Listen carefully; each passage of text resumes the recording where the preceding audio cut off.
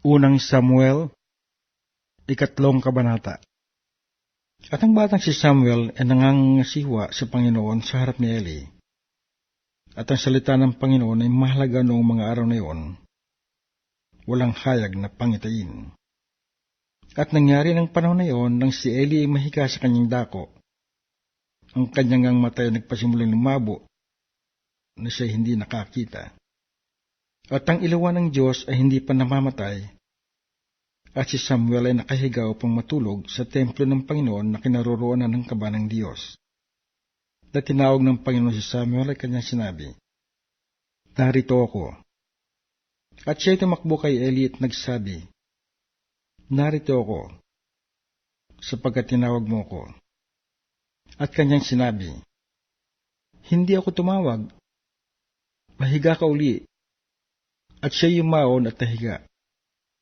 At tumawag pa uli ang Panginoon, "Samuel." At bumangon si Samuel at naparoon kay Eli at nagsabi, "Narito ako, sapagkat ako'y tinawag mo." At siya'y sumagot, "Hindi ako tumawag, anak ko. Mahiga ka uli." Hindi pa nga nakikilala ni Samuel ang Panginoon, o ang salita man ng Panginoon ay nahayag pa sa kanya. At tinawag uli ng Panginoon na ika-8. At siya'y bumangon at naparoon kay Eli at nagsabi, "Narito ako, sapagkat ako'y iyong tinawag." At nahalata ni Eli na tinatawag ng Panginoon ang bata. Kaya't sinabi ni Eli kay Samuel, "Yumaon ka, mahiga ka, at mangyayari na kung tatawagin ka niya, ay iyong sasabihin, 'Magsalita ka, Panginoon, sapagkat dinirinig ng iyong lingkod.'" Sa gayo yumaon si Samuel at nahiga sa kanyang dako. At ang Panginoon ay naparoon at tumayo, at tumawag na gaya ng una, "Samuel, Samuel." Nang magkagayoy sinabi ni Samuel, "Magsalita ka, sapagkat dinirinig ng iyong lingkod." At sinabi ng Panginoon kay Samuel, "Narito, gagawa ko na isang bagay sa Israel, na ang 2 tainga ng bawat isa na nakikinig ay magpapanting. Sa araw na iyon ay aking tutuparin kay Eli ang lahat na aking sinalita tungkol sa kanyang sangbahayan mula sa pasimula hanggang sa wakas. Sapagkat aking sinaysay sa kanya na aking huhukuman ng kanyang sambahayan magpakailanman, dahil sa kasamaan na kanyang nalalaman, sapagkat ang kanyang mga anak ay nagdala ng sumpa sa kanilang sarili, at hindi niya sinangsala sila.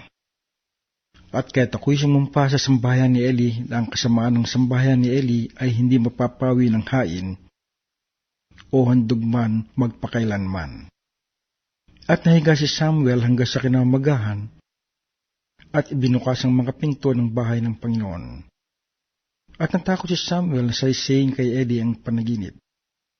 Nang magkagayoy, tinawag ni Eli si Samuel at nagsabi, "Samuel, anak ko."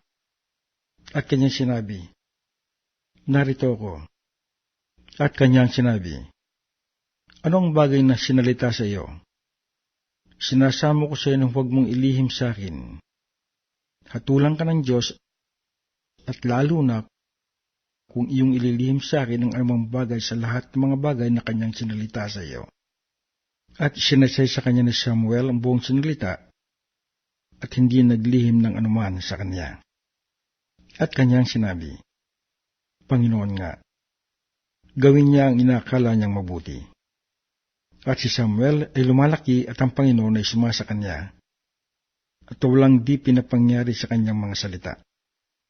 At nakilala ng buong Israel mula sa Dan hanggang sa Beerseba na si Samuel ay itinatag na maging propeta ng Panginoon.